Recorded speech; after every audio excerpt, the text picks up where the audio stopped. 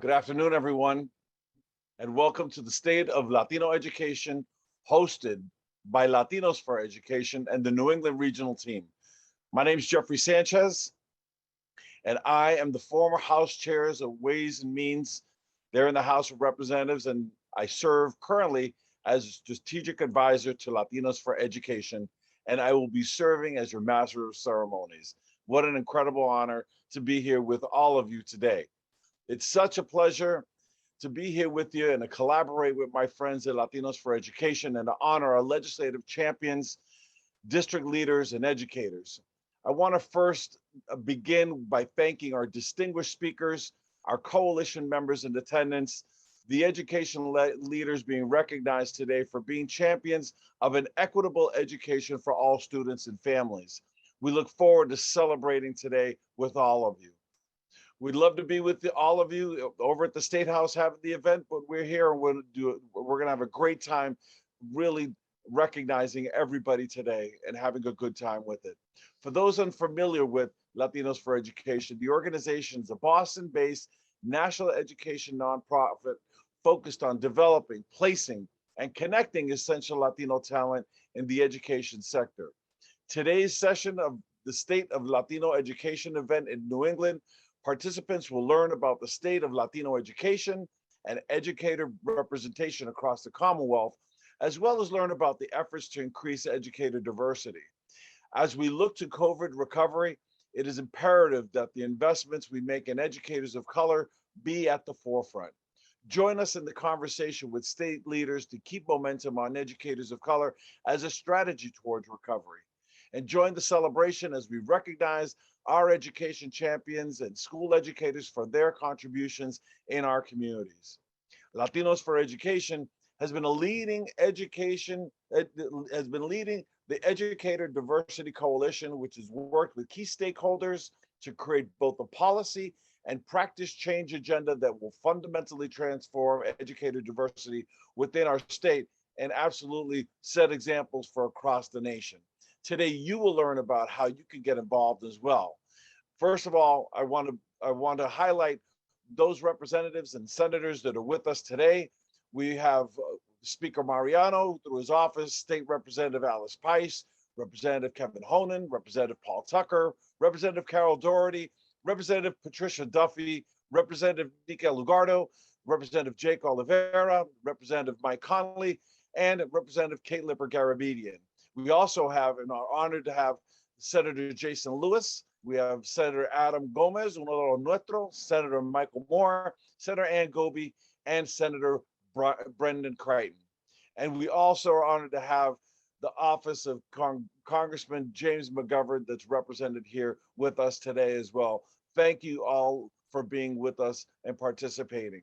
I'm pleased to open up this session, first of all, by introducing my dear friend, the CEO and co-founder of Latinos for Education and a trustee on the Board of Elementary and Secondary Education, to kick off our speaking program today. Amanda?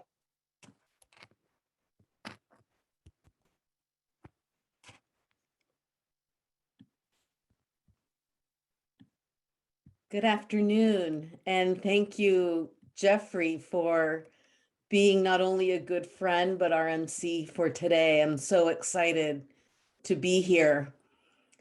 Happy Latino Heritage Month and bienvenidos. Thank you all for joining us today. I'm the proud CEO and founder of Latinos for Education, the nation's first Latino-founded organization dedicated to developing, placing, and connecting essential Latino leaders in the education sector and elevating the voice of Latino students, educators, and families in policymaking. I'm truly thrilled that you are all able to join us today at the New England State of Latino Education Summit, Reclaiming the Promise of Educational Equity. Your time and presence is truly a gift that we value, because I know that we are coming together at a time during the COVID-19 pandemic that continues to devastate our Latino communities. And so many of you have been on the front lines for the past 18 months and supporting the Latino community in so many ways. We truly thank you, and thank you for giving of your time to us today. Your dedication, selflessness, and leadership will be recognized today. Your stories of innovation, resilience, and perseverance are truly a source of inspiration for all of us. And to me, it serves as a reminder of what our human spirit is capable of. Yesterday, we held our State of Latino Education National Convening, where we had speakers from across the country sharing what it means to achieve educational equity. We heard from the Secretary of Education, Miguel Cardona, about the need to seize this moment and embed equity into our COVID response. We were presented with bold new policy ideas generated by Latino educators and bold policy solutions that leaders in education are already implementing to make sure that education is more equitable. The theme of our summit, Reclaiming the Promise of Educational Equity, is why we are all here today.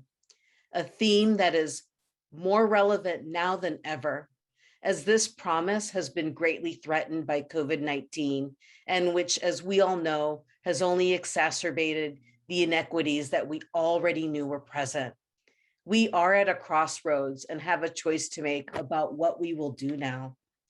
We can make sure the contributions of Latinos and what the contribution that they make to our country and to the Commonwealth are no longer overlooked. It means that we can value the 58 million Latinos in America who contribute $1.9 trillion to this economy.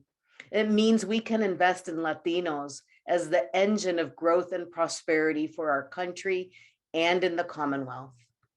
Reclaiming the promise of educational equity means reclaiming education as a vehicle for upward mobility, as a way to broaden our perspective and understanding, and as a way to reclaim our history and narratives as Latinos.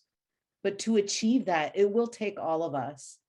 I believe that no other state has the people, the resources, and the ganas to seize this historic opportunity and make it happen. I'm excited for today, where we will elevate the issues, we will celebrate our educators, and hope that today you'll leave inspired to accelerate collective action. As we say here at Latinos for Education, con ganas we can, and con ganas we will. Thank you and welcome.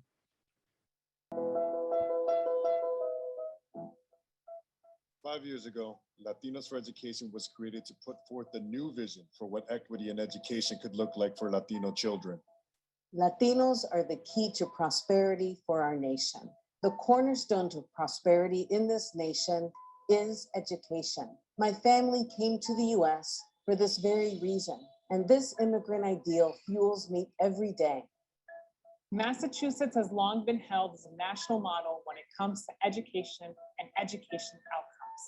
However, we know the state can do more when it comes to equity, especially when it comes to educational opportunities offered to Latino students. It is unacceptable that not enough children, and especially Latino children, do not have the access to the high quality education they deserve. Latinos for Education was founded on the belief that in order for Latino children to reach their fullest potential, that it's essential that our educators, administrators, and policymakers share the backgrounds of our students and families. So it makes sense why here at Latinos for Education, we are holding the national model accountable for getting it right when it comes to Latino education. We are a Latino-led and founded organization. Our core values and beliefs about students and families ground us in our work. We are collectively committed to changing outcomes for kids. While we are diverse in background, experiences, and skin color, we all want the same thing: to improve opportunity for Latino children and families through education. Through our programs, we are creating pathways for Latinos to take on leadership roles within the education sector. We envision a Commonwealth where Latinos are at the forefront of education change, and we will realize this vision in increasing leadership from classrooms to boardrooms. We envision an education system where Latino children and families are seen as assets. We believe in the motto that when Latinos succeed, we all succeed. If we get it right in Massachusetts, then we can show other states what is possible. Con ganas, we can make educational equity for students a reality. Even before the COVID-19 pandemic, our children were struggling, and the voice of Latino students was not reflected in our classrooms, school boards, or the boards of education nonprofits. Our programs and policies are aiming to address this head-on by ensuring there are strong pathways for Latinos to enter the education sector and find leadership positions within it. I will recommend any of the programs from Latinos for Education because they are intentional and they are really trying to challenge and counter the narrative that already exists about our students. I know that they're grounding all of the programs in what the community needs and also the lack of representation in spaces of power. Latinos for Education continues to create an impact and provide access to opportunities that we all need to continue growing and making an impact. That impact starts with nuestras familias and challenging the traditional norms and approaches that have made our education system inaccessible to Latino parents and guardians and puts up obstacles that prevent them from advocating for their children. Now that I know that I have a voice and that I can work with other moms to have a collective voice, that is very powerful. And I feel now more confident that if I have a complaint, I know what to do. So I think the impact for me as an immigrant, it's really big. We are just getting started in making our vision of a world where educational equity and opportunity includes all Latino children a reality. We are growing our network of Latinos fighting for this vision, and we need your support. El futuro de nuestros hijos, la comunidad y la nación está en nuestras manos. Because when Latinos succeed, we all succeed. And it is now the time to reclaim the promise of educational equity. Through our work, we are increasing educational opportunities and improving educational outcomes for Latino students by infusing Latino talent in the education sector, by putting forth bold policy positions at the local, state, and national level, and by bringing together a network of Latino educators nationwide. Your support will help us lead, advance, and support our community and Latino children. Because con ganas we can, and con ganas we will. Welcome to the first annual State of Latino Education.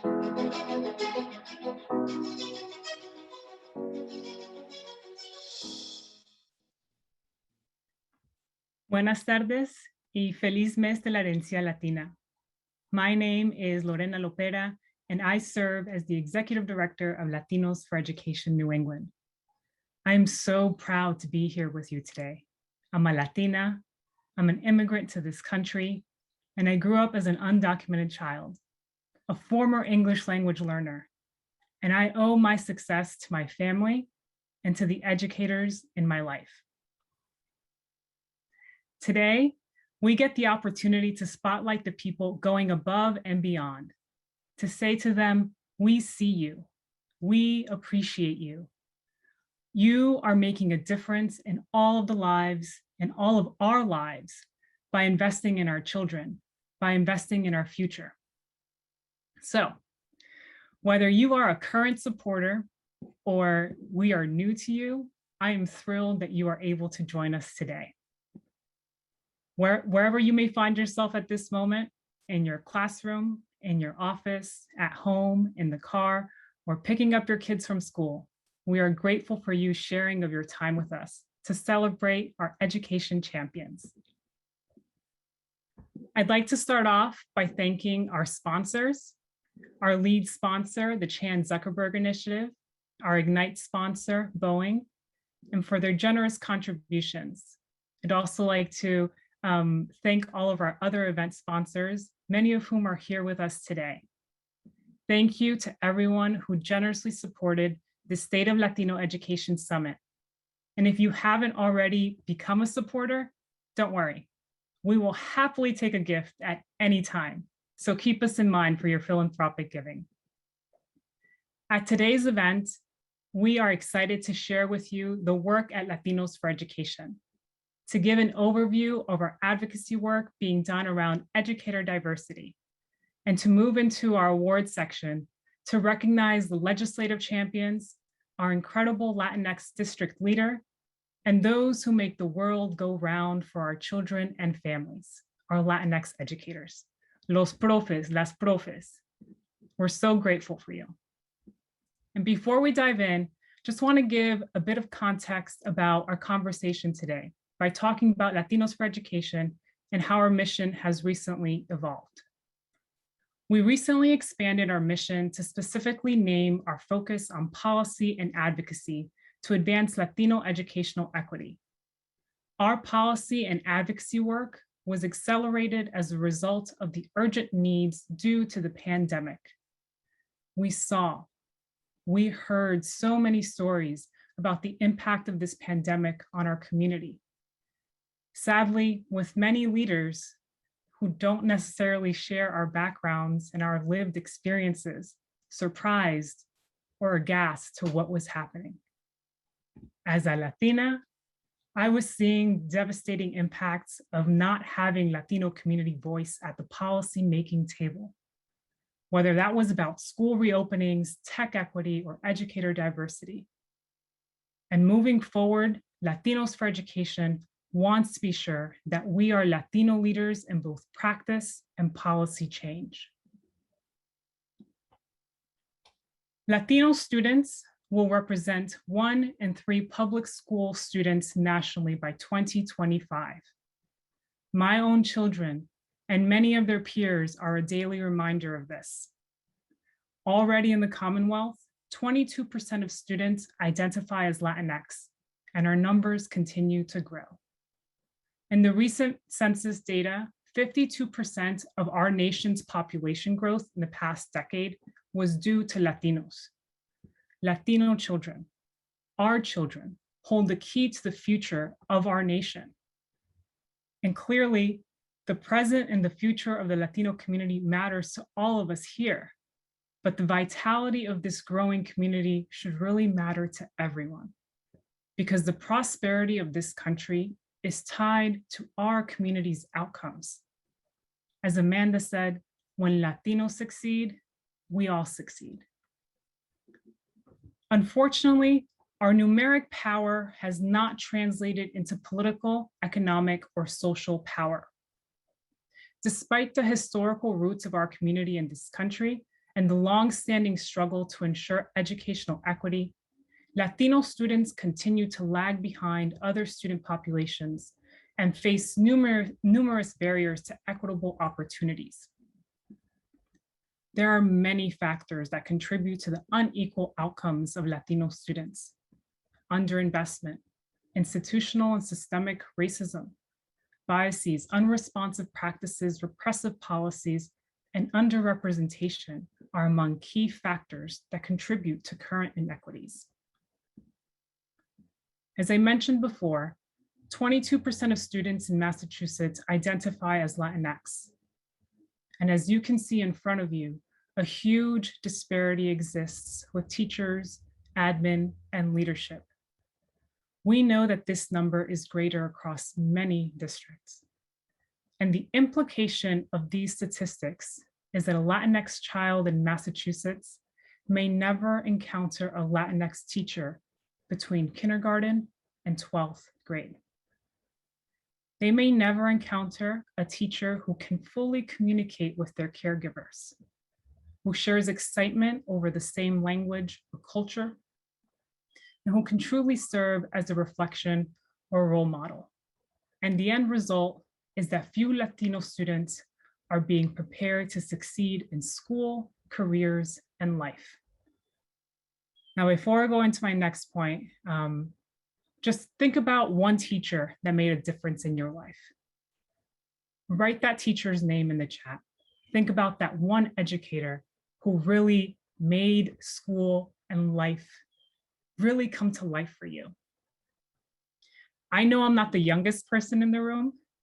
I also know I'm not the oldest person in the room, but when I was going through school, representation was a challenge. But I was lucky. I had one. I had one Latina teacher throughout my K through 12 experience. and it was my kindergarten teacher.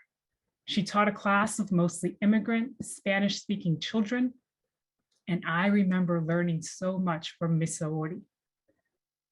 I also know that she constantly spoke with my parents about how she saw so much in me, que yo iba a ser algo importante en mi vida, that I was going to do important things in life.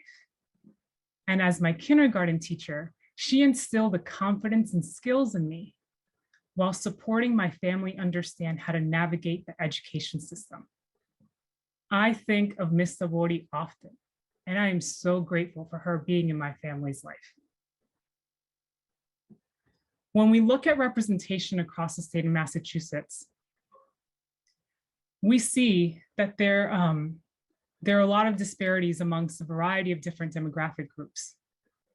As you can see in front of you, there is broad diversification, there is broad need for diversification of the teaching force. And the data is clear. Our children of color have better opportunities and higher levels of achievement when they have educators of color in the classroom. Now, I know that there is great work being done across the Commonwealth, but right now we have an opportunity to make seismic and systemic changes that could impact the Commonwealth and pave a path for the nation. There is a real opportunity to address this challenge for our students, our educators, and our families. And we are at the cusp of that change with the legislation introduced by Chair Peisch and Chair Lewis, the Educator Diversity Act. At Latinos for Education, we are working to remove barriers to equitable education opportunity by focusing on two levers. The first lever is through our leadership development programs, and the second lever is through policy and advocacy work. Our goal through the programmatic lever is to increase representation of Latino leaders by supporting them in their leadership development. And through our policy lever, it is to interrogate and impact the ecosystem that often fosters the inequities encountered by Latinos in the field of education. Through our programs, we are developing, placing, and connecting Latinx talent and infusing us into the ecosystem. We work directly with teachers in our Latinx Teacher Fellowship, with school administrators and district leaders to our Aspiring Latino Leaders Fellowship, and with multi-sector leaders in our Latino Board Fellowship. If you aren't familiar with our programs, I encourage you to check out our website to learn more. We're mobilizing leaders and communities around our action agenda to improve access to early childhood education, address the pipeline for diverse teachers and leaders, improve college access and completion, and create equitable COVID-19 recovery. And in New England specifically, we're advocating for prioritization and investments in educators of color, as well as tech equity. Additionally, in the spirit of developing, placing, and connecting Latinx educators, we created Centro. It's a platform that provides job and professional development opportunities, communities of practice, mentorship, network building, and learning opportunities. And if you're a Latinx educator, we encourage you to join us at edcentro.org. There is so much work that we're doing here at Latinos for Education, and we hope that you will join us, because I am excited to continue working together with many of you as we push forward on this difficult and necessary work. I now have the pleasure of introducing you to a Salem School Committee member and our Advocacy Director, Manny Cruz, to walk us through our advocacy work. Thank you.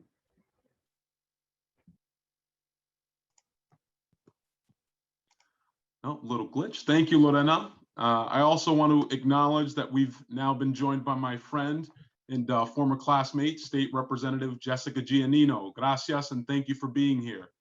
Good afternoon, everyone. My name is Manny Cruz, and I'm the New England Advocacy Director at Latinos for Education. I previously worked in the legislature, and I currently serve as an elected member of the Salem School Committee, and I am the first Afro-Latino to do so. As I reflect upon my experience with educator diversity, only 3 out of my 53 educators through my public school experience in Lynn and Salem were Latinx. It's been 10 years since I graduated from the Salem Public Schools, and this experience is still the same for students in our district. The experience of having an educator of color shouldn't be the exception for our students. It should be the norm. In September of 2020, we launched our Educator Diversity Coalition, led by Latinos for Education, which is composed of higher education leaders, district leaders, educators, and practitioners across the educator pipeline. I want to take a moment to acknowledge the members of our coalition who have contributed a great deal to advancing the Educator Diversity Act. Thank you all for your relentless commitment to our educators of color and for your advocacy on this legislation. Our goal as a coalition is to holistically address educator diversity in our state. The Educator Diversity Act is aimed at diversifying the educator pipeline in the Commonwealth and supporting DESE's goal of reaching 25% educator diversity by 2030 and to accelerate the hiring of 16,000 educators of color that we would need to achieve this. We are pleased to be working with Chairs Peisch and Lewis and the coalition to pass the Educator Diversity Act, which contains the following provisions. The first is a provision to create alternative certification pathways for educators by 2024. Currently, the MTEL has created disproportionate pass rates for educators of color. This provision would charge DESE with creating an alternative certification process that would be informed by the pilot that DESE is currently running on alternative certification. This bill also creates important safeguards to ensure that any alternative certification pathways created do not have a disproportionate impact on candidates of color. Second, this bill establishes an educator diversity data dashboard to set clear targets for diversifying the educator pipeline. This would create greater transparency by disaggregating important hiring data, such as educator retention by race, the language that our educators bring to the classroom, and it would also charge DESE to have districts set goals around the diversification of the pipeline and to report those goals publicly. The third provision of our bill centers around the hiring biases, promotional practices, diversity plans, and the appointment of diversity officers or teams and diversity training. And the last provision is so incredibly important. It establishes educator diversity councils, which would serve as advisory councils to the school committee and superintendent. These diversity councils would be open to all educators, but would be focused on elevating the voices of educators of color by giving them seats at the table to inform policies and practices. We recognize that as we strive to advance the Educator Diversity Act, that this bill does not exist in a policy vacuum. We must also engage in the type of intersectional advocacy necessary to improve the overall educational system and lend our voice to other critical pieces of legislation this session. Today, I'm pleased to unveil our Massachusetts State Principles for Education, the Latinos for Education Policy Agenda. In alignment with our national principles for education, we have identified legislation in the areas of early childhood education, college access and attainment, and an equitable COVID response. Throughout the session, we will be engaging in opportunities to lend our voice to these bills, and we will be sharing more information in the coming weeks about how you can get involved. In addition to these important pieces of legislation, we also have budgetary focuses as well. It is with great pleasure that I can share with you that we plan to pursue 2 budget amendments in next year's state budget. The first is a $1.5 million investment in the early college program to create an educator pathway. Early college provides an opportunity for us as a Commonwealth to tap into our largest supply of future educators, our current students, in a program that has demonstrated results. Our next budgetary proposal would be aimed at supporting new or existing educator residencies and educator preparation programs, which would be targeted at individuals who already hold bachelor's degrees and want to pursue a career in teaching. As a Commonwealth, we do not currently fund educator residencies and educator preparation programs aimed solely at the diversification of the pipeline. So this would be a new investment of about $2.5 million to fund this critical workforce need. So how can you join and support our agenda? Our main priority right now is the passage of the Educator Diversity Act, and we need your voices. On October 18th, the Joint Committee on Education will be hosting a hearing on the bill, and we need you to take action today to ensure that the bill passes. We are dropping the link into the chat to 2 Action Network campaigns. The first is a multi-sector sign-on petition requesting that the Education Committee favorably report out the bill. And the second is a link to a multi-sector endorsing organization or multi-sector leader form that will publicly list you or your organization as supporters of the legislation. Signing on to each of these letters will be publicly demonstrating that our bill has the necessary support around the state to pass this legislation this session. Please take action today by using the links in the chat. I now have the distinct pleasure of introducing one of our key allies and a champion in our advocacy efforts. Speaker Ron Mariano has graciously agreed to join us today via video with a special message to all of our attendees and to Latinos for Education.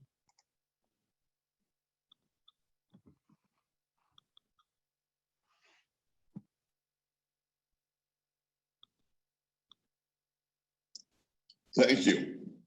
I'm thrilled to be addressing you today. I would first like to wish you all a very happy Hispanic Heritage Month. Celebrations such as these are important reminders to honor our country's diversity and the significant contributions that Latinos have made in our communities in Massachusetts and across the nation.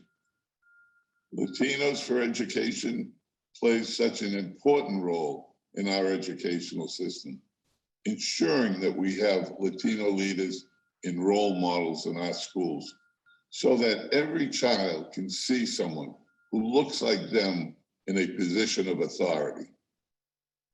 As a former teacher, I know firsthand how vital it is for students to see themselves reflected in their teachers and other school leaders. It proves to them that they can set out to accomplish anything they put their minds to. The House has been proud to support the legislative priorities of Latinos for Education.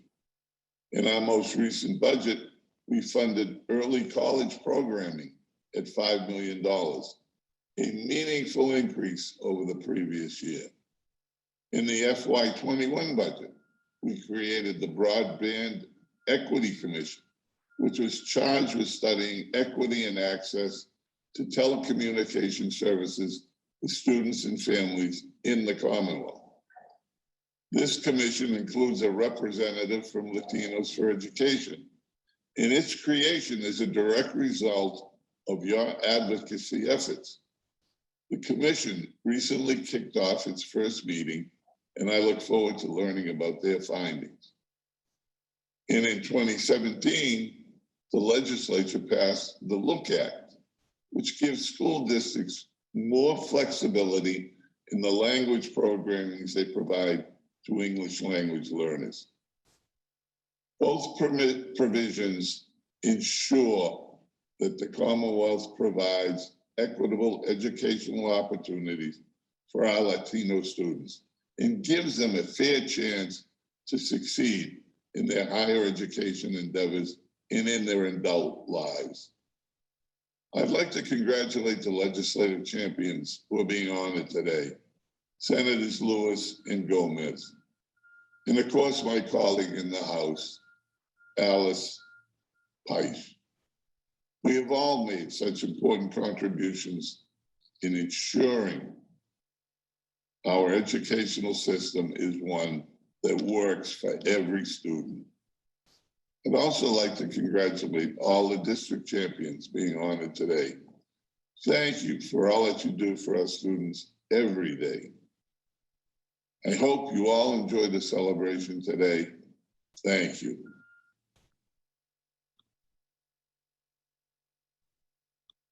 Thank you, Speaker Mariano. That was incredible. We're so honored to have your support, friendship, and be a continued partner and thought partner for us here at Latinos for Education, and we hope to be that for you as well, as you and the members of the legislature continue in your work for educational equity for our Latino students. We look very much forward to being able to continue to work with you and your incredible team there in your office, and the members as well. And I really appreciated, in particular, that recognition of the impact that Latinos for Education is having, the Broadband Equity Commission, and also the work that we've done on the Look Bill and other things relative to the budget. It's all of us coming together. So thank you very much.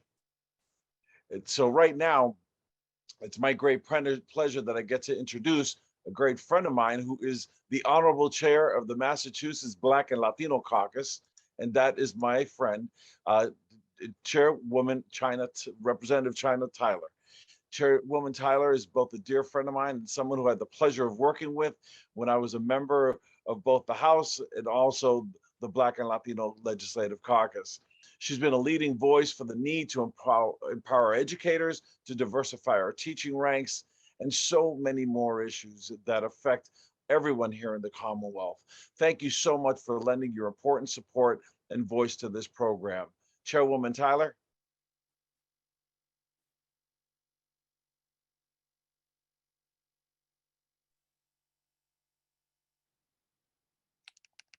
Thank you so much, Jeffrey, for that kind introduction. Excuse me.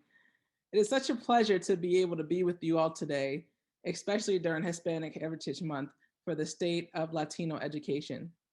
I want to express my gratitude to Amanda, Lorena, Manny, and my friends at Latinos for Education for their partnership and advocacy, and for celebrating so many incredible Latinx educators and legislative champions. I'm so thrilled to see my dear colleagues, Chairwoman Pice, Chairwoman Lewis, and Senator Gomez be recognized today for their contributions to educator diversity. Thank you so much for your leadership there. Education is a pathway to prosperity and success for our students. And for our students of color, we need to ensure that they too have the opportunity to see themselves reflected in the classroom and throughout our learning process. In the Boston Public Schools, as you heard, 30% of our students are Black, 40% identify as Latino. Amongst our educators, 23% identify as Black and 11% identify as Latino. I know from the time I've spent as a student, now as a parent, and a community leader, the impact that our educators are making on the students of color every day. Amongst those educators of color are the 18 Boston Public Schools Latinx educators who are being recognized later on in this program.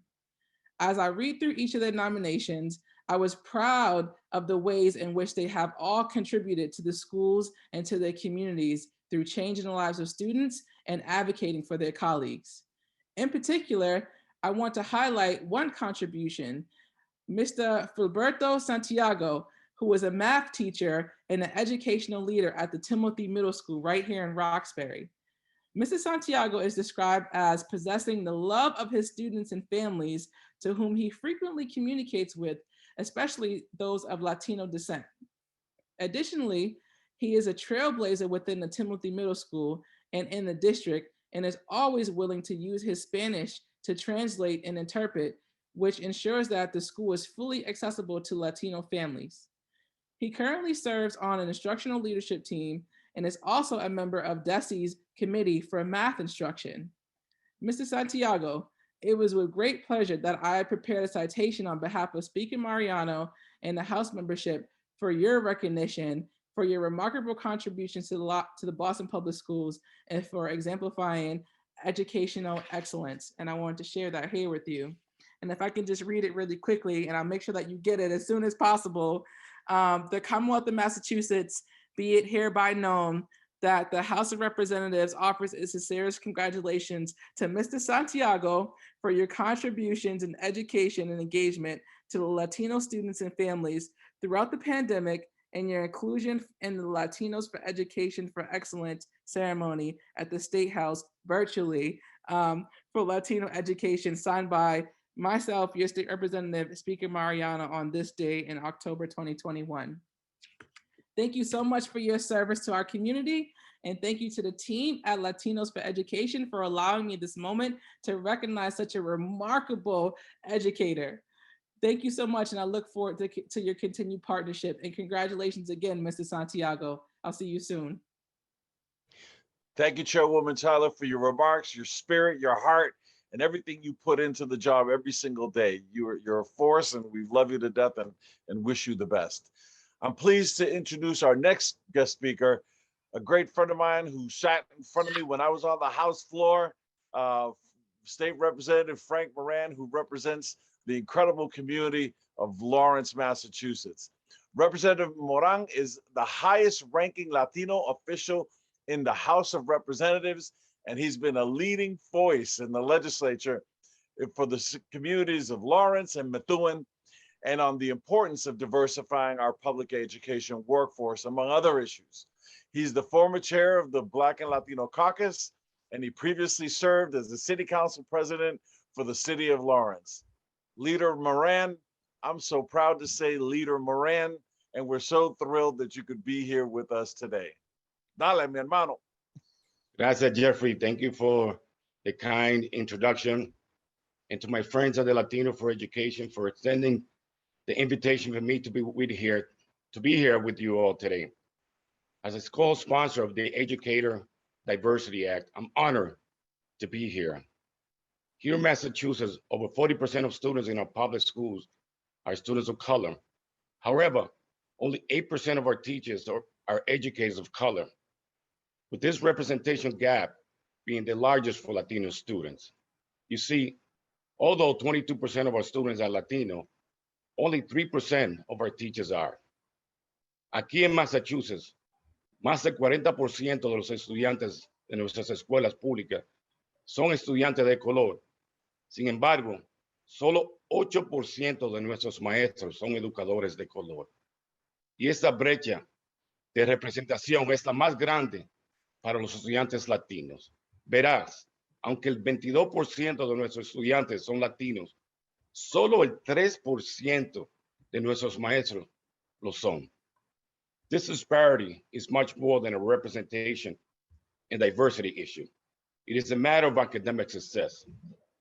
Research has shown that students perform better when their teachers and school administrators mirror themselves and share their life's experiences. In communities like my hometown of Lawrence, we have made greater steps to diversify the educated workforce, but we know that there is much more to be done. We cannot continue to make progress towards achieving this goal to address an inequitable representation of educators of color in the classroom by working together to take several meaningful steps, including making critical investments in our state budget, coordinate with our congressional partners to explore federal funding opportunities, and advancing policies like the Educator Diversity Act that will create uniformity in districts across the state to both attract and retain educators of color to the profession. Additionally, we need to continue to partner with incredible organizations such as Latino for Education to ensure that diversification of the educated workforce is deemed to be the utmost priority. The incredible contribution of our Latinos educating throughout the pandemic will be in full display today. Our Latino educators have carried the extra weight of what is known as the brown tax for decades. They are the first line of communication and engagement for their students. The act of our school translators and interpreters. They are a constant reminder that knowing another language is a tremendous asset that is not always assigned value. Today, I'm here to celebrate a Latina educator who exemplified the very meaningful of public service, Ms. Adrianilda Vázquez Rodriguez. She's described by her colleagues at the Gourmet Middle School as the epitome of dedication and an outstanding member of the Lawrence community. She's an advocate for not only her own students, but for all students in the school. At the height of the pandemic, Ms. Vázquez Rodriguez opted to be at the school to ensure that our most vulnerable young people, English language learners, and students with disability were being served. I'm so grateful that there is so much of your outstanding character working within our community to positively transform the lives of so many young people. It's an honor to recognize you here today. I know that today we will be recognizing some of my colleagues and other amazing Latinos educators, and I want to congratulate them all as well. But I also have a surprise for my friends here at Latinos for Education. I should shine a light in so many of the incredible Latinx educators and legislative champions. I want to shine the light. I'm going to shine that same light to you. So it is with great pleasure that I present this citation on behalf of Speaker Mariano and the Massachusetts House of Representatives to Latinos for Education. And I have this citation here. I'm not sure if you can see it. And it says, the Massachusetts House of Representatives offers sincere congratulations to Latinos for Education in recognition of your incredible advocacy efforts and partnership in reclaiming the promise of educational equity for Latino students and families. And it's signed by Speaker of the House, Ron Mariano, Representative Frank Moran, and the whole entire membership. Again, thank you for having me here today and for your continued partnership. Muchas gracias a todos y nos vemos en el futuro. Vamos para adelante. Muchas gracias, Líder Moran. Es un orgullo tenerte en la posición. Sé que estamos muy hábilmente representados con tu liderazgo y nos sentimos bien orgullosos de tenerte ahí. It's a pleasure to have Leader Moran with us and recognize his efforts. And we're so proud to have him in that position. We're grateful for Speaker Mariano to recognizing his leadership and having him that close to him as a member of his leadership team. You know, we need to diversify the educator pipeline, and it's both the critical workforce, and we need the necessary strategy for equitable COVID recovery. Our state and country are facing teacher shortages, challenges with educator retention, and we continue to see consistent gaps in STEM representation for our Latino students. That's why I am so thrilled that our keynote speaker today is Secretary of the Executive Office of Labor and Workforce under Governor Baker, Rosalind Acosta. Secretary Acosta is an incredible woman, and she's been named one of Boston's most influential women by the women of the Harvard Club, El Planeta's top 100 most influential Hispanics, and she's also been awarded the Lifetime Achievement Award from the Association for Latino Professionals for America. She has a long track record as a civic leader, a public speaker, a cultural ambassador on matters of diversity, motivating youth and Latino leadership. And additionally, she's been a leading voice to ensure that as a Commonwealth, we continue to invest in early child care workforce and the diversification of the educator, of the staff who serves them as well.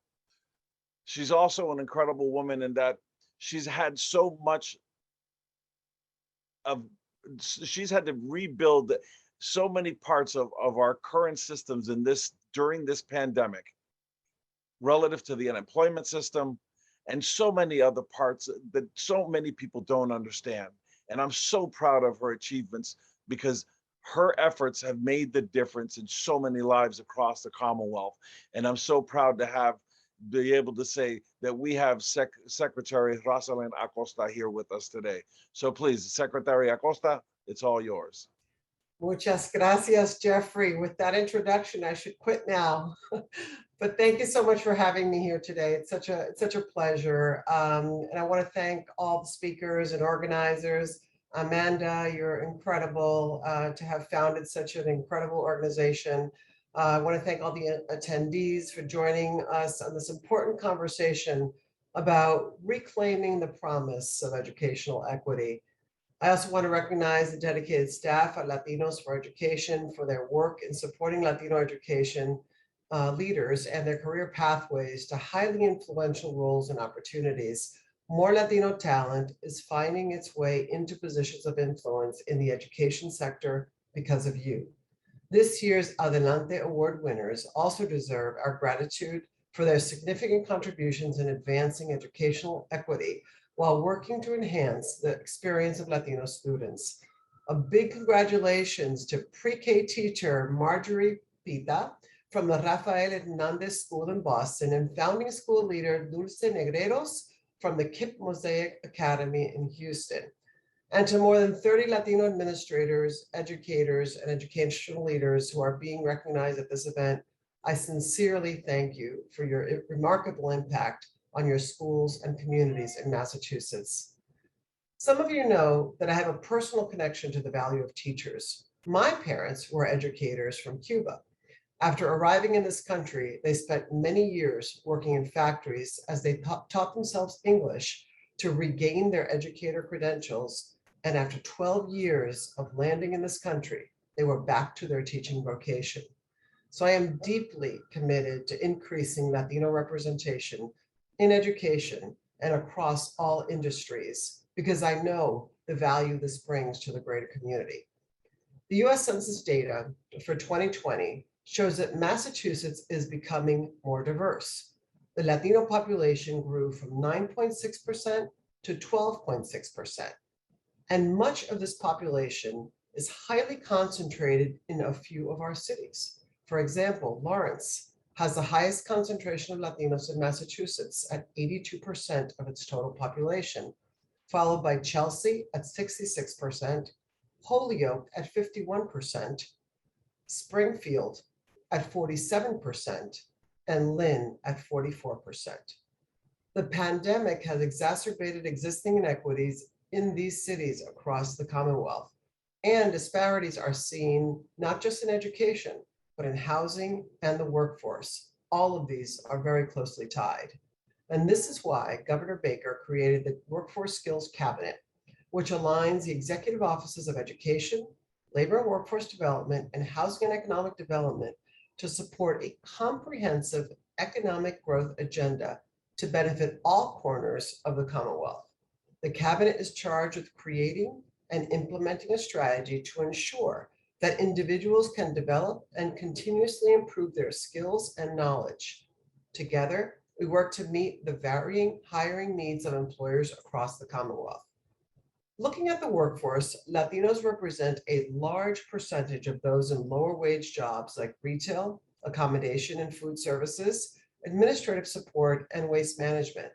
All of these areas took a huge hit during the pandemic. The average median salary for jobs like these is approximately $30,000 a year. We also know that the current 12-month moving average unemployment rate for Latinos is the highest at 11.2%, for Blacks at 9.2%, compared to whites at 5.3%.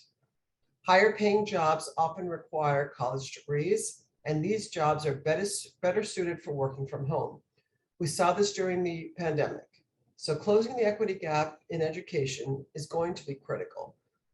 Some promising news is that we are seeing an uptick of Latinos enrolling in college. For Massachusetts, 57,000 Latinos enrolled in college in 2019, which is a 37% increase since 2011. Commissioner Riley, which will be speaking today, and his team at the Department of Elementary and Secondary Education have a solid strategy to support improved outcomes for all students, and in particular, students of color. My secretariat is similarly focused on the workforce, and we are providing growth opportunities for Latinos and others who are persistently unemployed or underemployed. The Baker-Polito administration commissioned the Future of Work report to evaluate the ways that the COVID-19 pandemic has changed work habits in Massachusetts. This report shows that the existing inequities in the workforce will continue, and that 30 to 40,000 workers per year during the next decade will need to upskill to respond to shifts in job availability and to meet the growing needs of employers. A greater investment in our proven training programs in high growth education industries like education, healthcare, advanced manufacturing, information technology, and the trades is critical. We know these programs work. A successful example that has direct impact on the Latino population while increasing representation in education is the Workforce Competitiveness Trust Fund. This fund supports demand-driven programs designed by industry partners that train and place unemployed and underemployed workers. One of our trust fund partners in this is the Lawrence Community Works. And Lawrence Community Works enrolled 14 individuals in its first cohort for early educators. All are female and 83% are Latino. Our apprenticeship programs have been focusing on increasing Latino enrollment. And through our partnership with Apprenti, these programs now include high-paying occupations like cybersecurity, business analysts, and software developers. As of November 2020, apprenticeships graduated are 39% women and 54% Latino, Black, and Asian, with an average age of 35 years. The average income for these individuals moves dramatically from about $33,000 before the apprenticeship program to $91,000 after. This is life-changing on its own, but also presents a pathway toward earning a college degree or buying a home. We also have 12,000 people currently enrolled in ESOL programs through the Department of Elementary and Secondary Education. I will say it again, we know these programs work, but we need to do more. And this is why part of the governor's proposed $2.9 billion plan for the Federal American Rescue Plan Act, or ARPA, as some of you have heard, is a $240 million investment in our workforce. My team and I have developed a plan to scale up proven programs to begin meeting the needs outlined in the Future of Work report. The basic breakdown of the $240 million is $150 million for entry and mid-wage industry certificates through avenues like apprenticeships, $60 million for ESOL and work readiness programs, and $30 million for capacity building and systems infrastructure. This $240 million will help train 52,000 workers over the next 3 years. All of our programs are focused on education, training, and job placement. There is no training for training's sake. We work with employers to be sure there is a job on the other side of these programs. I believe that Latino students and workers need to see reflections of themselves in learning institutions and in leadership positions at corporations and organizations. Increased representation provides a window to what is possible. Next week, on October 15th at noon, our office, as well as the Federal Reserve Bank of Boston, will be co-hosting Essential Today, Essential for the Future, Latinos, and an Equitable Labor Market Recovery. I will be one of many speakers, including Governor Baker, participating in this event.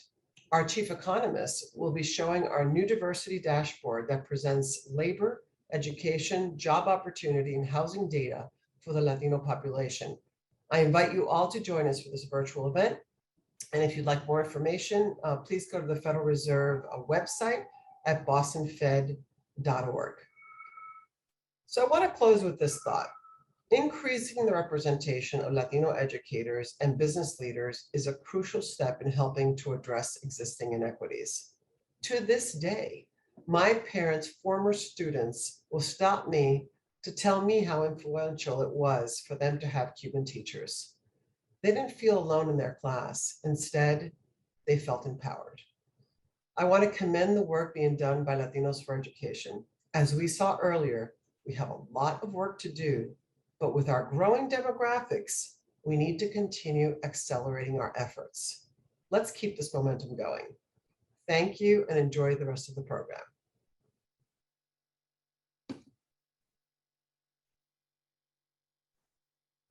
Thank you, Secretary Acosta.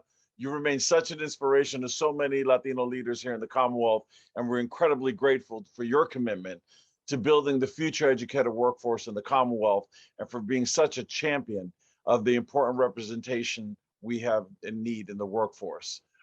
We're now going to be transitioning to the awards portion of the program at the State of Latino Education. At Latinos for Education's, one of the core values of the organization is to bridge across cultures with the intent of being able to build an equitable education system for our children and educators. And while today we are certainly here to celebrate Hispanic Heritage Month, we know how important it is to shine a light on our key allies in La Lucha. We will be recognizing key legislative leaders, an inspiring district leader, and of course, our incredible Latino educators. And for those who don't understand what La Lucha is the struggle. To kick off our awards and recognition portion of the program, I'd like to invite once again our CEO of Latinos for Education, Amanda Fernandez back to the stage to introduce our first two award recipients. Amanda. Mil gracias, Jeffrey. Boy, it's been quite a program so far. I appreciate the words of Secretary Acosta, and I am just deeply humbled on behalf of Latinos for Education for the recognition that the legislature has given to us, the citation. Very big surprise, and we're just really humbled, and thank you so much for that. It's just been wonderful to work with legislators, and with that, we want to recognize our Educator Diversity Legislative Champions. I have the pleasure of doing this today with two allies in our efforts to diversify the educator workforce. You know, one of our organization's core values is to bridge across cultures with the hopes that together we can transform systems to better serve the Latino community. When I launched Latinos for Education, I always envisioned that one day our organization would be engaged in advocacy. I knew from personal experience that systemic change for our Latino community required those to be impacted, those most impacted by persistent barriers need to lead the efforts, but that we also need to have key allies at the table with us. Last year, at the height of the pandemic, with so many things going on, we still felt we had to begin our advocacy journey as an organization. And we were met with just a lot of openness from Chair Lewis and Chair Paish to discuss our latest report. From the onset of those conversations and our work together through various coalitions, it was quite clear that these two would be key allies for us, given their own track record of fighting for educational equity in Massachusetts. They've been involved in the passage of the Look Act, the Student Opportunity Act, and now the prioritization of the Educator Diversity Act. This is evidence that both Chair Paish and Chair Lewis want to share their power with our community. You've been with us. I've seen you with us at our meetings, at our convenings for several years, and we thank you for that. We are deeply grateful for your commitment that you have both shown to our coalition and to the Latino community. I am so pleased to recognize you both as our inaugural co-recipients of the Educator Diversity Champion Awards. I wish we were in person, but for all of you who are out there, please join me in honoring State Senator Jason Lewis and State Representative Alice Paish by celebrating in the chat with a virtual applause, and please send your love out to them. Thank you both. And congratulations.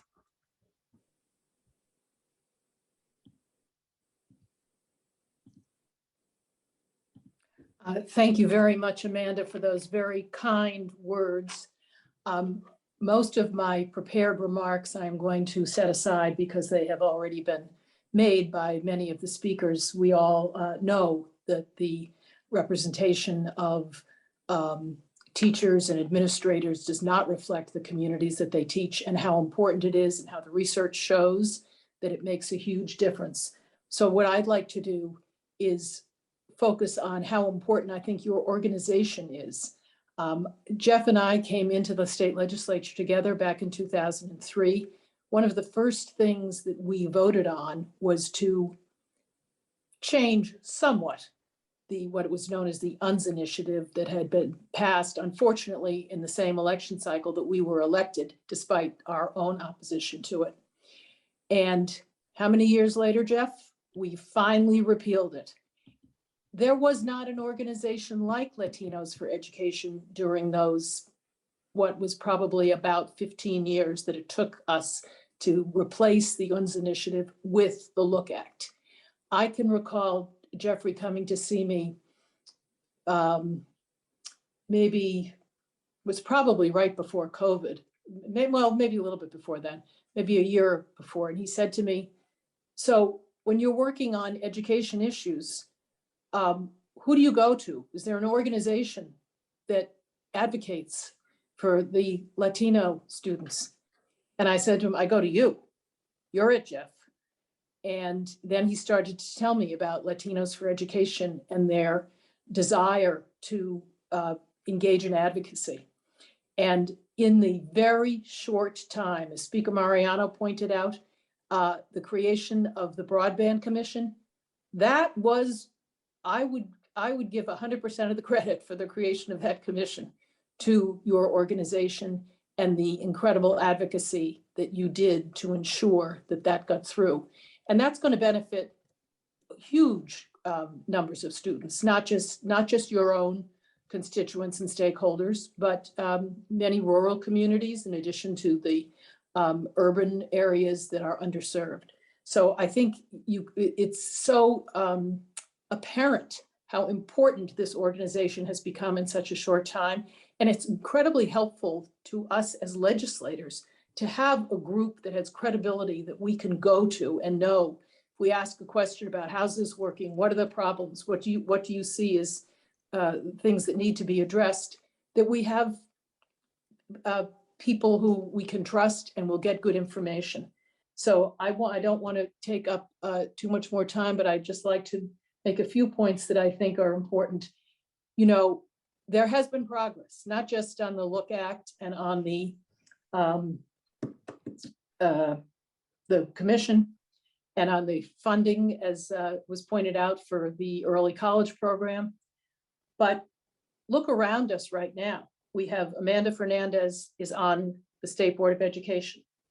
The Mass Teacher of the Year, announced yesterday, I believe, from Salem, I believe is of Latin heritage. The United States Secretary of Education, Cardona. These things matter. As has been said, it shows students that what they can achieve. So I am very hopeful that we will enact in this session the Diversity Act, and we will get into many more schools, teachers, administrators, leaders. For years, I've heard lip service paid to the importance of diversity. And what have we done? I think it's that old definition of what's insanity, doing the same thing over and over again and not getting the same result, which is not what you're looking for. Just sending people to college fairs and trying to recruit at that stage is insufficient. Commissioner Riley, I think, started some really good work up in Lawrence.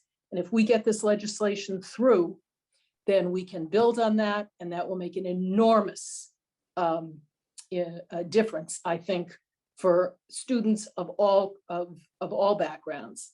And since everyone seems to be giving a shout out to someone in their district who's working on this, I'd like to just give a shout out to the Schofield School principal in my district, Geraldo Martinez, who I consult with respect to this legislation, because his background is quite diverse. I believe he was at the Timilty at one point, and he has now been a principal in Wellesley. Curley School, that's right, sorry. You can tell I'm not a Boston rep. But in any event, he's been very helpful to me, and I think it's really important that those of us who are not from the different communities consult and take the lead from those who really know what is happening. So I'm going to rely on Jeff for as long as I possibly can, but I'll consult with a few others while at the same time. So once again, I'm very honored to get this, and I thank you so much for all of the work that you've done. And now I'd like to turn it over to my co-chair, Senator Lewis. Great, thank you. Thank you so much to Amanda, to Representative Sanchez, Latinos for Education, and everybody. It's wonderful to join you all this evening. I'm so delighted to be recognized alongside my colleague and friend and fellow award recipient, Representative Paish. I want to also extend my congratulations to Senator Gomez and to the amazing educators who are being recognized tonight as well. I certainly am very honored to receive this award, but really the most important accolades should go to the students, the parents, teachers, and all the members of the Educator Diversity Coalition who are working tirelessly for the passage of the Educator Diversity Act. Thank you. We have an urgent need in the Commonwealth to improve the recruitment, the retention, and the advancement of diverse educators. As we've heard a number of times this evening, there is a huge gap between the number of students of color and the number of teachers and administrators of color in our public schools. Addressing this gap and having a more diverse educator workforce is, in my opinion, an absolutely essential step for advancing racial justice and anti-racism work in our public schools and in our broader society. I greatly appreciate the leadership of Commissioner Riley and the Department of Elementary and Secondary Education in working to address this challenge with a variety of programs and initiatives. And I know we'll hear from Commissioner Riley shortly. And also, many of our school districts are doing excellent work in this area, but we know we need to do a lot more, and that certainly includes passage of the Educator Diversity Act. So thank you again to Latinos for Education and the entire Educator Diversity Coalition for this very meaningful recognition. I'm super excited to continue our work together. Very grateful to you and all of the advocates. Thank you.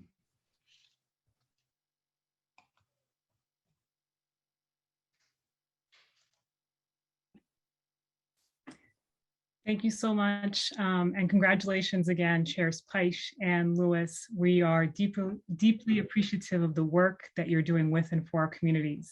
And I honestly have to say, I'm so glad that there is that Tech Equity Commission, because there's nothing like doing a virtual event and getting a pop-up saying that your internet connection is unstable. So if I'm a little choppy, I apologize in advance. With that, it is my great pleasure to introduce the recipient of La Promesa Award, Senator Adam Gomez. I am incredibly excited to provide this award, to share this award for the work that you're doing to serve the Latinx community. You're an incredible Latino leader. La Promesa Award means the promise. And so we know that there are promising things ahead with and for you and for our comunidad because of your leadership. Thank you again, Senator Gomez, for your partnership in supporting students of color and educators of color. Felicidades. Thank you, Latinos for Education. For the ones that don't know me, my name is Senator Adam Gomez from the Hampton District. I am humbled to receive La Promesa Award.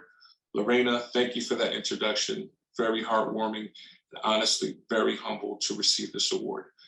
It is so important and paramount that we continue to fight for the diversity in our classrooms and also for the equity in education. So with a short message, just to say that together we can, and I know that the future is bright for our Latinx community. So all of our educators in the Commonwealth of Massachusetts, si se puede, pa'lante, siempre pa'lante. Muchísimas gracias. Good night.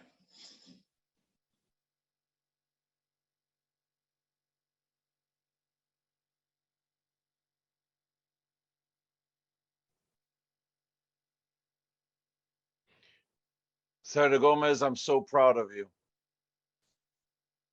Just from where I know where you started in Springfield and your history and your family to where you are today, there in the Senate, representing our community with distinction.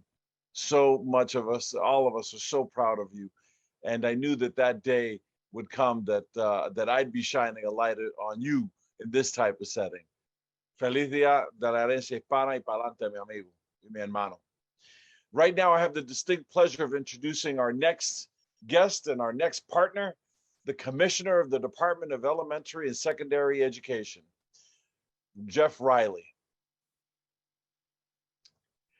Commissioner Riley has been a steadfast supporter of education for our students.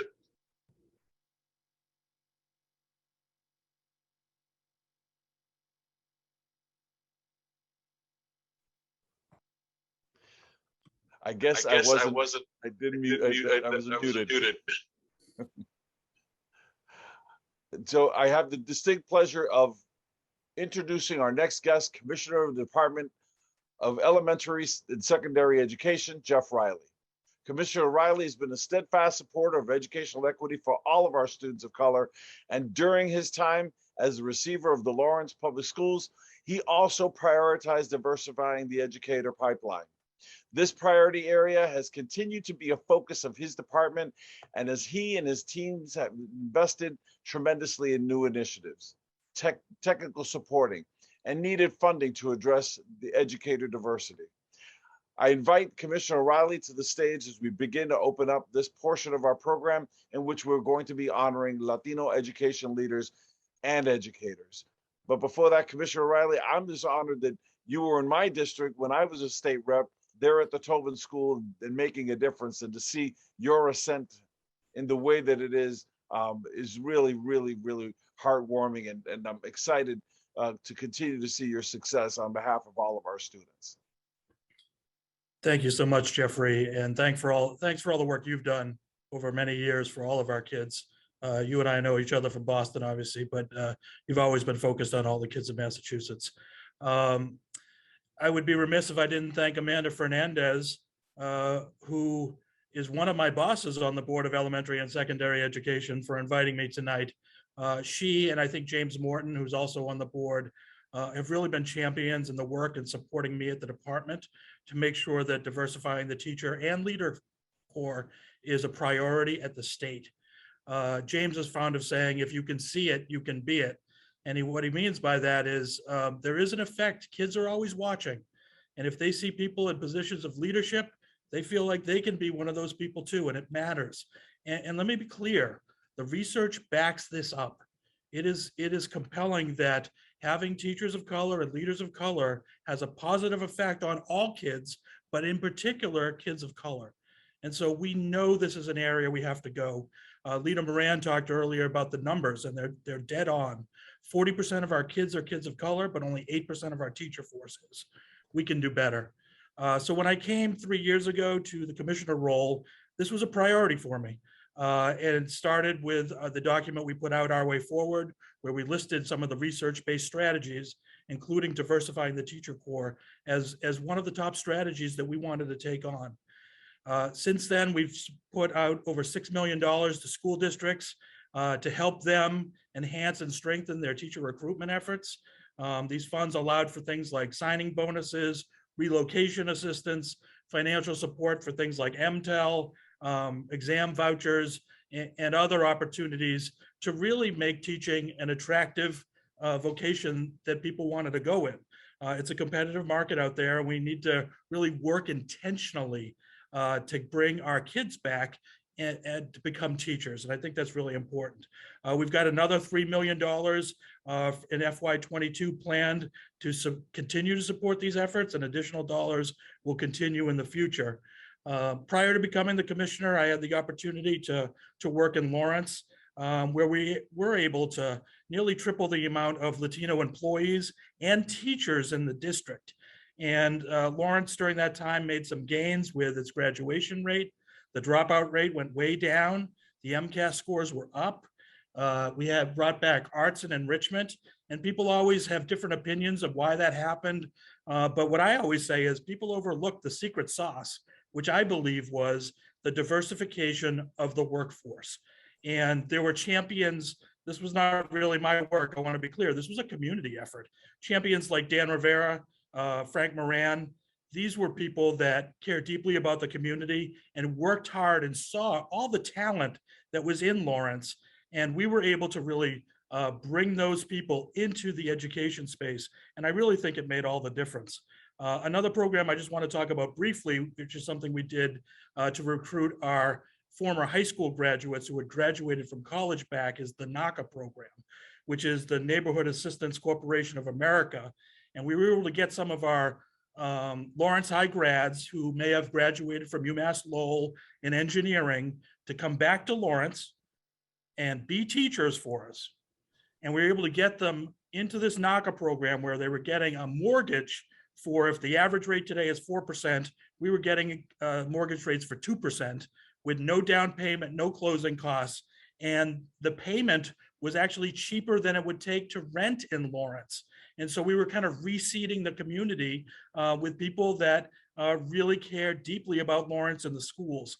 And I think that's something that we can do statewide. It's something I've been working on with Bruce Marks, who runs the NACA program in the state of Massachusetts. And we hope to have more information coming out on that in the future. More recently, the boards approved the implementation of the alternative pilot assessment, something different than MTEL. We know the current test structure is a barrier for many prospective educators, and this pilot provides 9 alternatives for teacher candidates to demonstrate their knowledge. In spring of 2020, because of the impact of the pandemic on people's ability to get a license, we approved an emergency license. And based on data analysis, our research makes it clear that educators with an emergency license are more likely to be African American or Black. And so we're able to get more and more people of color into the field. And I think that's an important time and something that we want to continue. We know we can do this, but it takes intentionality. One of the things I was most proud of, one of the programs we started here at the department is called Influence 100. And our goal is to significantly increase the number of superintendents of color in Massachusetts. And when I went to the graduation ceremony, there were about 24 leaders of color that, many of them were principals looking to be superintendents. And the largest cohort was from Lawrence. And you just see the talent, and people want to help, people want to do the work, but too often we've systemically shut people out from doing the crucial work it takes to educate our kids. So, I think we need intentionality. We need to really have a local ground game on this, where people locally have to kind of pick up the mantle and like happened in Lawrence, and really focus on this, because I think we know it can be done. It just takes all of us kind of working on this together.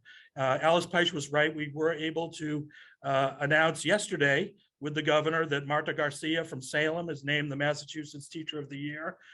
She works with our newcomer students, kids from different countries, that teach them the English language.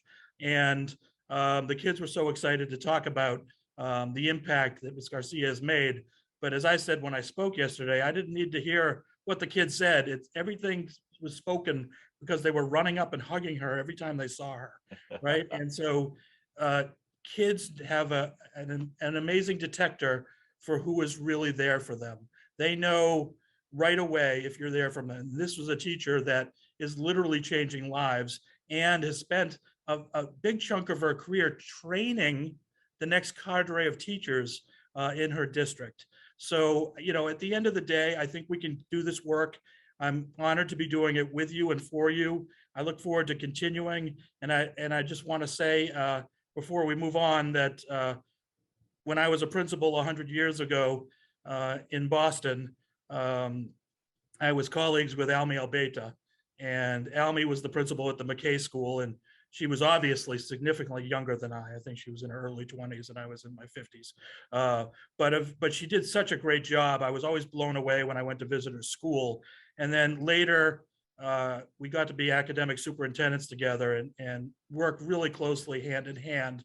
And the last time the Boston Public Schools made adequately yearly progress for academics was when Almi and I were working together, and the middle schools and K-8 schools really made the gains. And she was the driving force behind that. Her understanding of instruction goes far beyond my knowledge, and I think I know something about teaching and learning, but Almi is an expert, a dear friend, and had to put up with me for all those years. So I really appreciate that. Well, thank you so much, Commissioner Riley, for all your work, and thank you for hitting it out the park today, and also your recognition of your dear friend, the superintendent. We appreciate your thoughtful remarks and also your participation and work with us on a day-to-day basis. So right now, I'd like to shift over and invite Lorena Lopera, our Executive Director, to return to the stage and to present our next award, La Lucha Award. Thank you, Jeffrey, for that. And thank you, Commissioner Riley, for your words and for the work that you're doing. It is an incredible honor to introduce you to our recipient of La Lucha Award. This is a leader who could not be knocked down no matter what COVID threw at her. Superintendent Almi Aveita serves the Chelsea Public Schools, and she is creating an incredible community of leaders with her colleagues, her staff, her families, and her students. If COVID would have taken a hold of my community when I was a child, I would have experienced it like many did in Chelsea. I grew up in a neighborhood much like Chelsea, filled with hardworking immigrants doing everything that they can to get a glimpse of the American dream. Now, I recently had the privilege of speaking with Superintendent Aveita, and she shared the decisions she was contemplating at the peak of the COVID pandemic. And what really struck me, what stuck out to me, was that she never once took credit for any of her responses. She humbly talked about her team, her families, her community partners, and how everyone came together amidst la lucha, amidst the struggle, to come out stronger on the other side. It is a privilege to present this award to Doctora Almi Aveita. Felicidades y muchas gracias por todo lo que has hecho y lo que sigues haciendo por nuestra comunidad.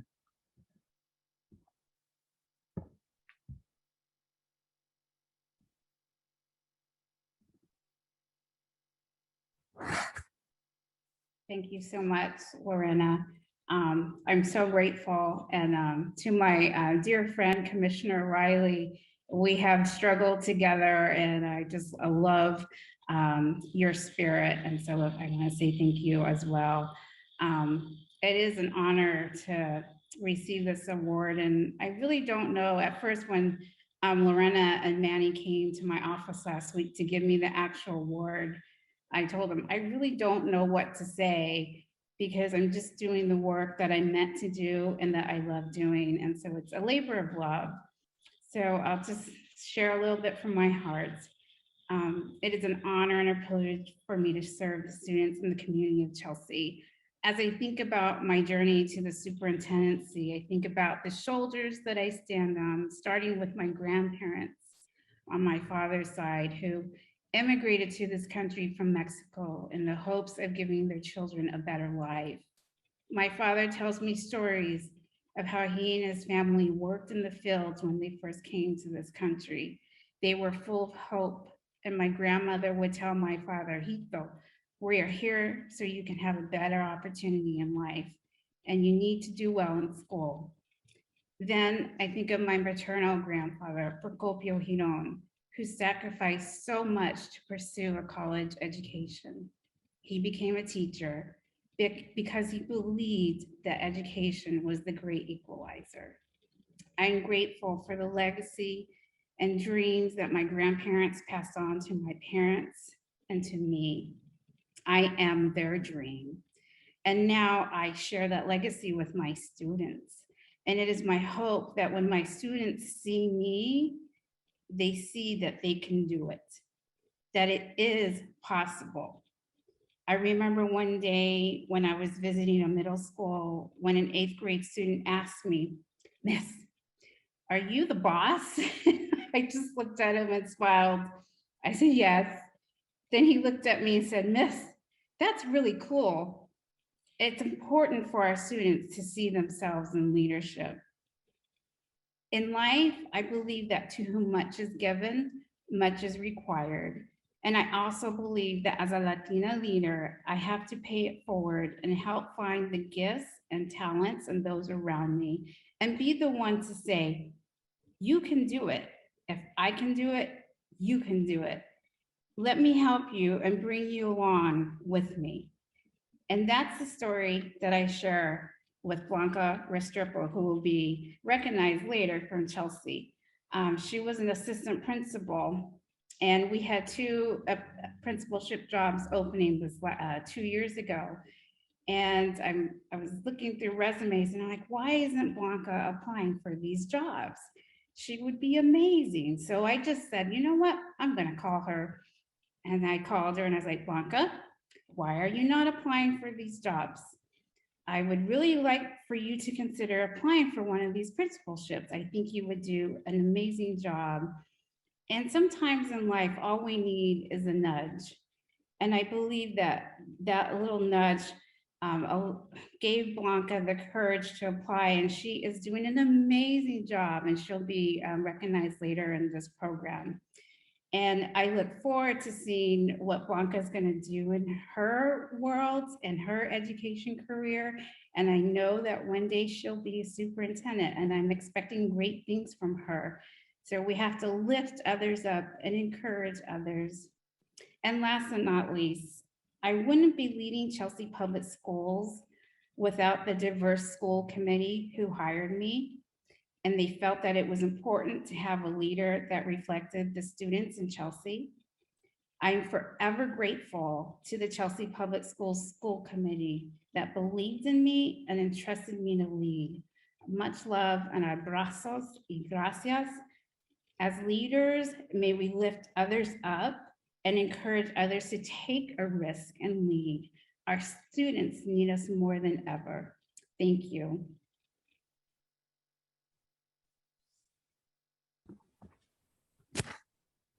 Superintendent, thank you so much for your powerful reflections. You're an amazing leader and deserving of the recognition.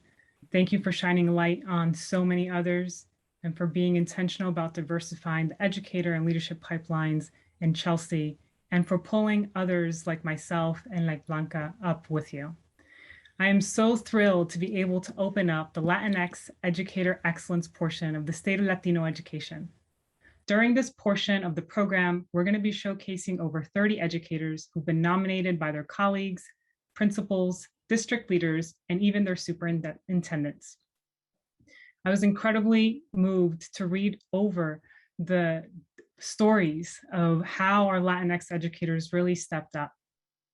I know firsthand the impact that Latinx educators have on the lives of students and families. When COVID first hit, our Latinx educators knew how to best serve our Latinx students and families. They understood that while there would be barriers to teaching and learning in a new environment, for many of our Latinx students, challenges would be significantly greater. And we knew this because we were children in those families. We were the first or second for many things in our families. We knew this because we are the sisters, the brothers, the daughters, or the sons in these families, the support system for these families. We are them and they are us, which is why our Latinx educators stepped up. You adapted, you made it work, because someone in your lives once told you that you need to do things con ganas. I'm going to share a quick little story. My son was a kindergarten student when COVID-19 hit. He's been a student in Boston Public Schools for 3 years. And of those 3 years, only his pre-K experience has been without COVID. When COVID hit, he was in kindergarten. And his teacher, who was a first-year teacher at our school, found a way to make sure my son still learned how to read. How anyone is successful with little ones on Zoom is magic. Es completamente brujería. She knew that not all families from her class had the privilege of working from home. She knew that her kindergarten students wouldn't know how to log on to a Clever portal or Zoom.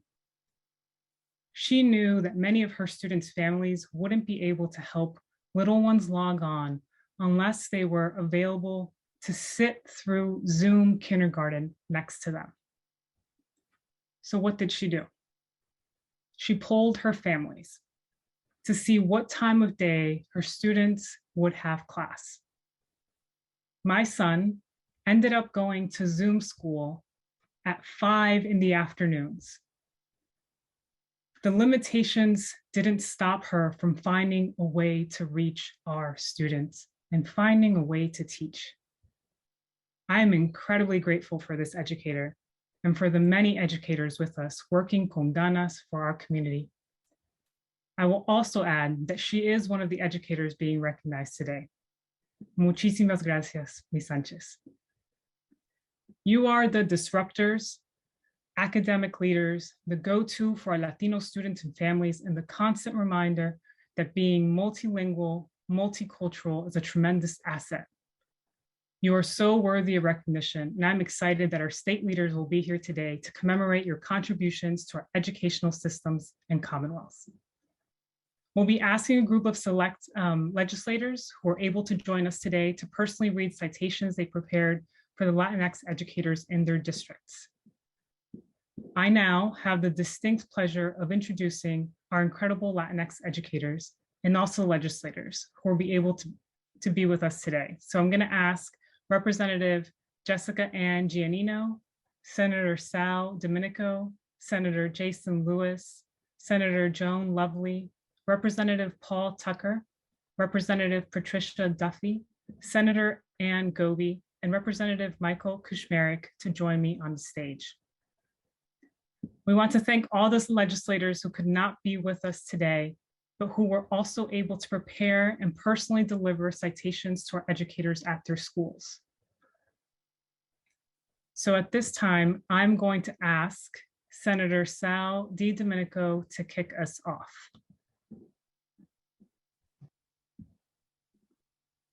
Thank you very much. Can you hear me?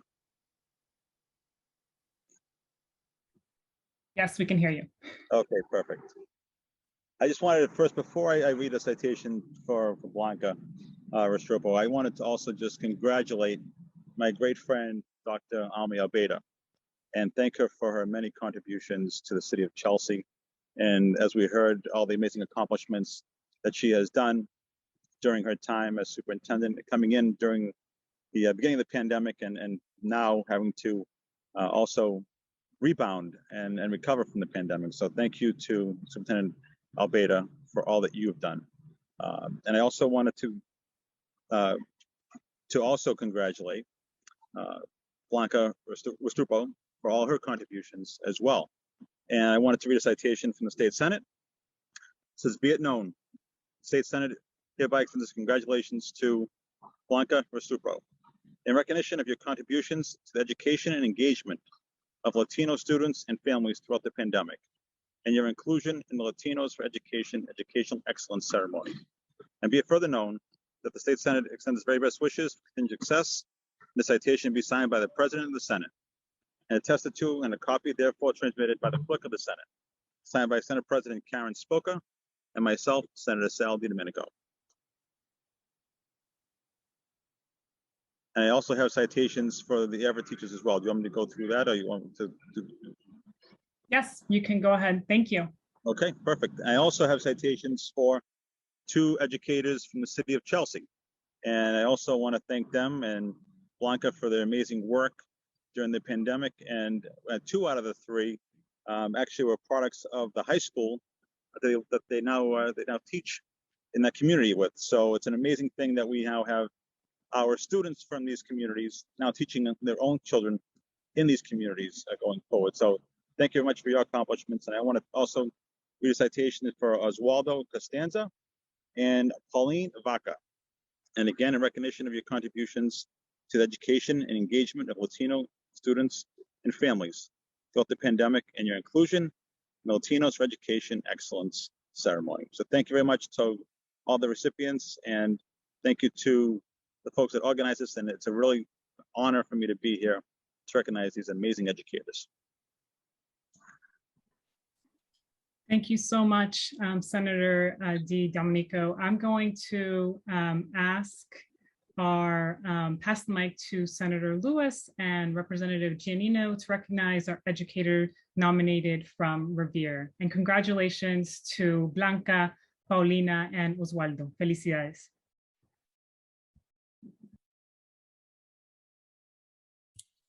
Wonderful. Thank you all so much for having me here this evening. I'm honored to be joined by my colleagues in the Chelsea delegation, as well as my colleagues in the House and the Senate. I have the honor of recognizing 3 members of my district today. Offer my sincerest congratulations to Superintendent Almy from Chelsea. The work that you've done over the past year in the city of Chelsea is phenomenal, and we're so proud of you. You make us proud every single day in what you bring to our students and the resources that you offer the educators and the kids in Chelsea Public Schools. So thank you for that. Today I have 2 teachers to recognize, one from the city of Chelsea and one from Revere. I know Senator DiDomenico read a Senate citation for Blanca Restrepo. I have one from the House. So on behalf of the Commonwealth of Massachusetts, in recognition of your contributions to the education and engagement of Latino students and families throughout the pandemic, your inclusion in the Latinos for Education Educational Excellence Ceremony this evening at the State of Latino Education. So Blanca, congratulations. And myself and Representative Dan Ryan, I will be coordinating with Almy to come to a school committee meeting to present this to you and her in person, as we have citations for both of you. It's my honor to recognize a teacher from the Revere Public School Systems in Revere High School, which I had the honor of graduating from. I know what we have in the city of Revere, and I'm so, so proud of our educators and our students that come out of the school system here in Revere. I have the pleasure of meeting Mr. Alba tomorrow in person. Representative Turco and I will be going to Revere High during his prep period and have the opportunity to visit his classroom and present this citation. But this evening, I'm so honored to recognize you, and also on behalf of the Commonwealth of Massachusetts, present a citation to Christopher Alba in recognition of your contributions to the education and engagement of Latino students and families throughout the pandemic, and for your inclusion in the Latinos for Education Educational Excellence Ceremony at the State of Latino Education this evening.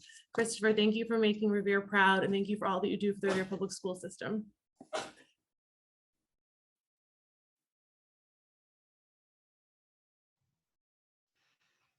I just want to add my voice also, again, to express our profound gratitude and appreciation to all of our Latinx educators and administrators who are being recognized this evening and doing such important work for our young people, especially our students of color, but all students in our schools.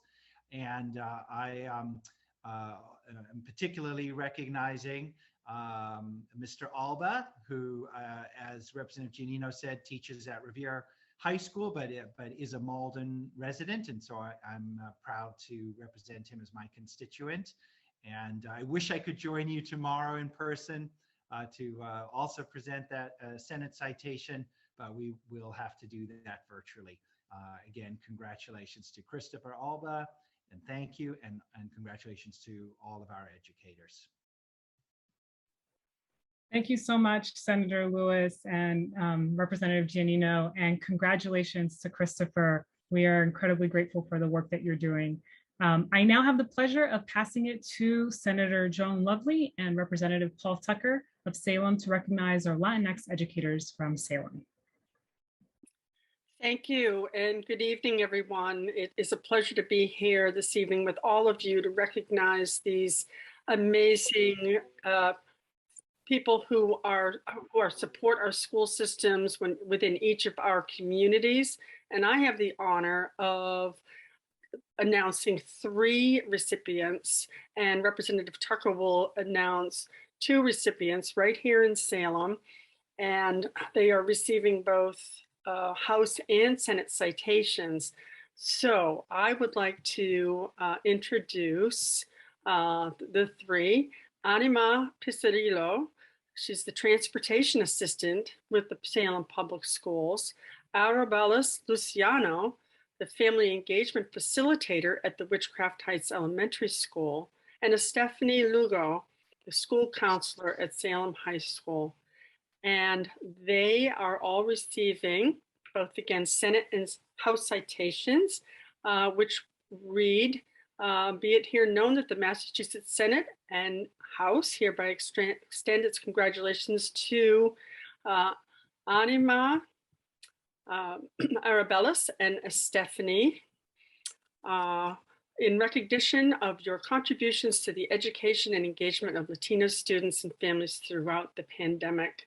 I can't thank these individuals enough for everything that they do to help educate and support our students, especially our students of color within our school systems. Representative Tucker and I had the honor of being at the Witchcraft Heights Elementary School yesterday, where we honored with Governor Baker and Mayor Driscoll and Secretary Pizer and Commissioner Riley and the entire school system, especially the students, to recognize Marta Garcia as the Educator of the Year for Massachusetts. And I want to add my voice to the recipients today, everyone across the Commonwealth, not just Salem, for everything that you do to support and raise the voices of our Latino students. Thank you so very much for everything that you do, and an honor to be here again. And if I could please introduce my good friend and colleague, Representative Tucker.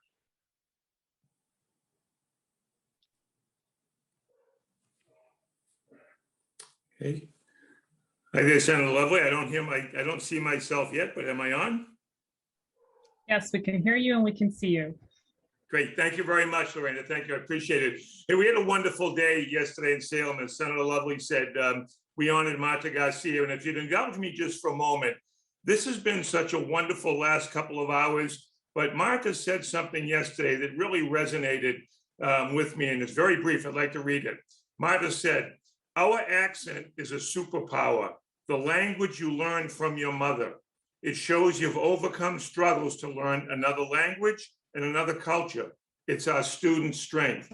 And boy, did she get that right. And yesterday when Senator Lovely and I got to meet with our 5 honorees in person and present the citations, what a wonderful feeling that we had. So I have the distinct pleasure of speaking on behalf of Manny Brito, who we had a wonderful conversation with yesterday. Manny really is known for building very strong relationships with his students. Spend 5 minutes with them and you will see the passion, the dedication. When we talked yesterday, it was just so impressive. And I can just tell, these are the types of teachers that we need in the classroom. I also want to recognize Rose Saldivar. When you see the work that Rose is doing with students that may be struggling, students that may be disengaged, we know that education is difficult enough. We know that our young people have lots of challenges going on, particularly during COVID.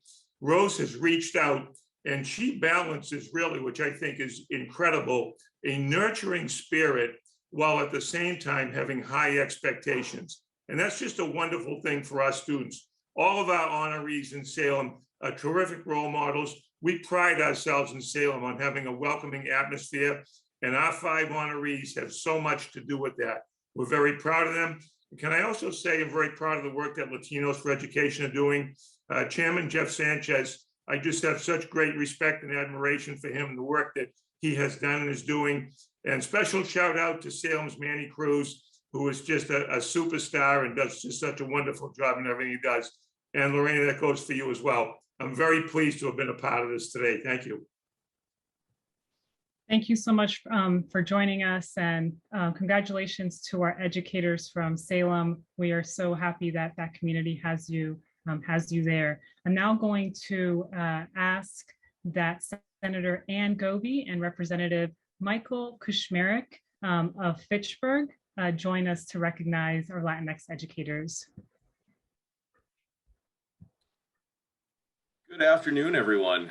I don't see there we are. So I am thrilled to be joined with Senator Ann Goby today in presenting a recognition and a citation to Aria Rivera of Fitchburg High School.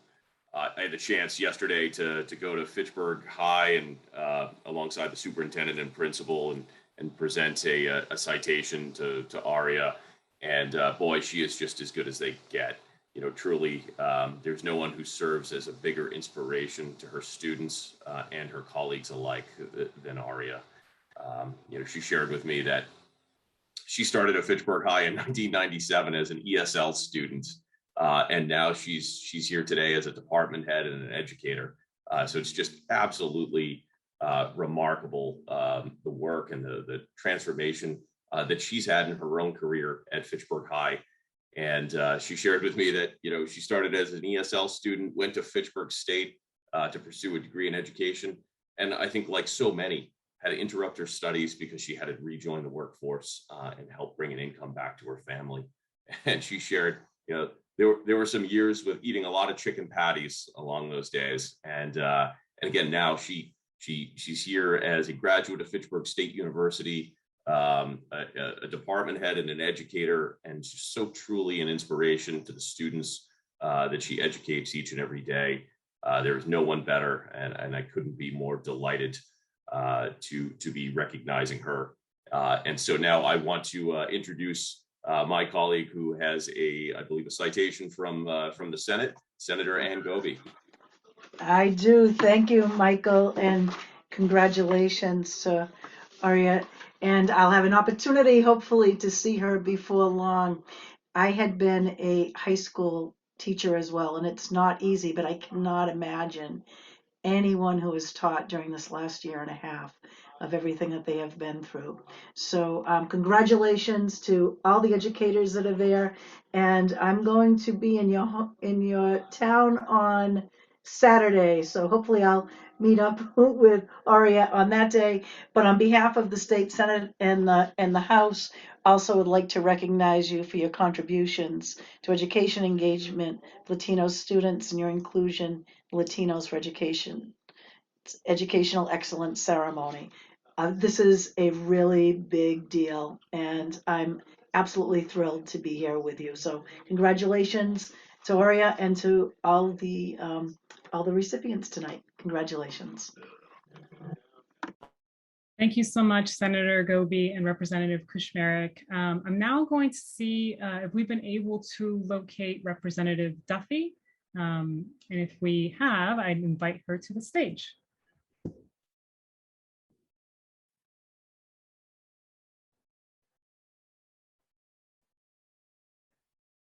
Wonderful. It's good to see you, Representative Duffy. Great to be here. Great to be here. Thank you so much. And I apologize, I was running a little late, but I'm here to recognize Amy Piedra, who I actually just had the honor of meeting on Tuesday because you all put this together. It was wonderful to meet her. She has stepped up into a leadership role in the Holyoke Public Schools, which, you know, as we all know, having leaders that look like our student body is so tremendously important. And it's because of the work of both Amy, our Holyoke Public Schools, and organizations like yours that we're making this happen more and more. So I want to thank you for recognizing Amy and putting Amy on my radar, which she should have been already. And you know, I've got this great new friend and role model now for myself to make sure I'm supporting the Holyoke Public Schools in the way that they deserve. So thank you so much. Thank you for that, Representative Duffy, and felicidades to Amy and all of the educators that have been celebrated thus far. I want to thank our legislators who were able to be here today and to join us in recognizing our Latinx educators. I know we are running close to that time, but we still have a couple other districts, so I just hope that you can continue to join us. So as I mentioned at the onset of our program, and as you've been hearing from some of our legislators have been going to meet our educators and giving them their citations in person if they're able to. And so If you haven't received yours yet, be on the lookout for a visit or be on the lookout for your mail because it is coming. Your citation is on the way. And so for the rest of our educators, I'm going to go ahead and read through them since the legislators were unable to be here. But I'm going to read the remainder of the names of our Latinx educators on behalf of those legislators from Boston, Haverhill, and Lynn. So I'm going to start with recognition for the Boston nominees, and I'm just going to ask my friends who are helping with the slides.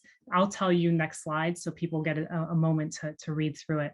I want to go to Aida Villar, so you can go to the next slide. Aida Villar, we are recognizing you and we want to thank you. And this is with a special recognition from Representative Malia and Senator Chang Diaz. Thank you for all of the incredible work that you're doing in our schools. Next slide, please. Special recognition for Alejandra Mosquera. Thank you again for the work that you're doing. And this is a special recognition from Representative Malia and Senator Rush. Thank you again for everything that you're doing for our children and families. Next slide, please. Alicia Martinez, thank you for the incredible work that you're doing in our district.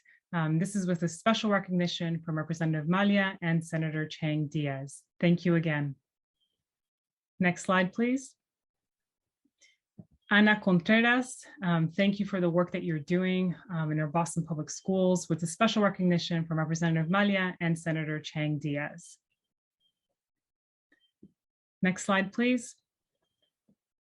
Angela Capucci, thank you again for the work that you're doing. Special recognition from Representative Madaro. And if I'm saying the names with the Spanish accent, people are going to live with that. Next is Ashley Clergy with a special recognition from Representative Holmes and Senator Chang Diaz. Next slide, please. Candida Mundo Arboleda with special recognition from Representative Holmes and Senator Chang Diaz. Thank you for the incredible work that you're doing for our children and families. Next slide, please. Danisa Lopez, thank you for your work with a special recognition from Representative Holmes and Senator Chang Diaz. This next one is a really special one for me. This is another one of my children's teacher, Diana Colon, with special recognition from Representative Madaro. Thank you so much, Ms. Colon. Next slide, please. Fernando Gutierrez, thank you so much for the work that you're doing and for being an example for our children, especially our brown boys. Thank you. With special recognition from Representative Michael Moran and Senator Chang Diaz. Next slide, please. Another one that I know personally, Ingrid Morales, thank you so much for the work that you're doing in our school community with special recognition from Representative Santiago and Senator Chang Diaz. Next is Jennifer Ponce.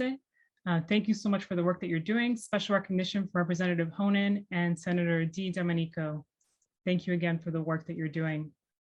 Next slide. Jessica Flores, with special recognition from Representative Malia and Senator Chang Diaz. Thank you for the incredible work that you're doing. Next slide, please. Mariana Sanchez, Ms. Sanchez, thank you so much for the work that you're doing with special recognition from Representative Santiago and Senator Chang Diaz. Next is Ramon Calderon, with special recognition for Representative Malia and Senator Chang Diaz. Thank you again for the work that you're doing for our community. Next slide, please. Rebecca McLean, with special recognition for Representative Elugardo and Senator Chang Diaz. And I can't wait for everybody's names to just always have a Spanish accent to them. This is great. Next slide, please. Raymond Zapata, thank you for the incredible work that you're doing, especially again for our young men in the classroom, with special recognition for Representative Connolly and Senator Di Domenico. Thank you again for our Boston Latinx excellent educators for everything that you're doing every single day, for the children in your classrooms, for the families who are part of your community, and for all of your colleagues who are also in the school building. I'm now going to quickly move over to our Haverhill Public Schools. And I'd like to recognize Angela Bonifacio with a special recognition from Representative Andy Vargas and Senator Di Zoglio. Thank you so much for the work that you're doing. Dinora Peralta with a special recognition for Representative Andy Vargas and Senator Di Zoglio. Thank you so much for the work that you're doing. And we'll move over to our Lynn Public Schools. This is a special recognition for Kenway Valdez. Thank you so much for the work that you're doing, recognized by Representative Cahill and Senator Creighton. We're incredibly proud of all of the work that each one of you is doing. I now ask if you are still with us in the chat, please join me in giving a final round of applause. Show all of your love and appreciation for these incredible Latinx educators. Muchas gracias por todo lo que hacen todos los días por nuestra comunidad.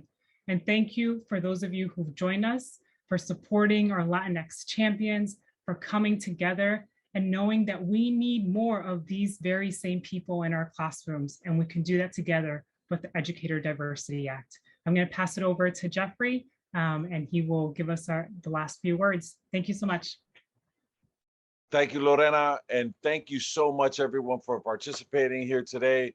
From our educators that were recognized, our leaders that have been recognized, all the elected representatives and all of the secretaries and commissioners that participated with us today, to our president, Amanda Fernandez, who's the leader of this organization, who she started off with the dream to engage our community in the education of our Latino students here in Massachusetts and across the country. And we need you to stay with us because there's so much more to do. And I want to thank all of you for participating and providing all the excitement that we did. Seeing the chats blow up today at this hour is really exciting. We know that we have hundreds of participants, and we're going to get back to you because we got a lot to do, and we're going to do it with all of you. So que tengan muy buenas noches y que estén en la gracia de este día tan bonito y con el espíritu de todo lo que nosotros hemos podido hacer hoy. Have a great night, everybody. Thank you.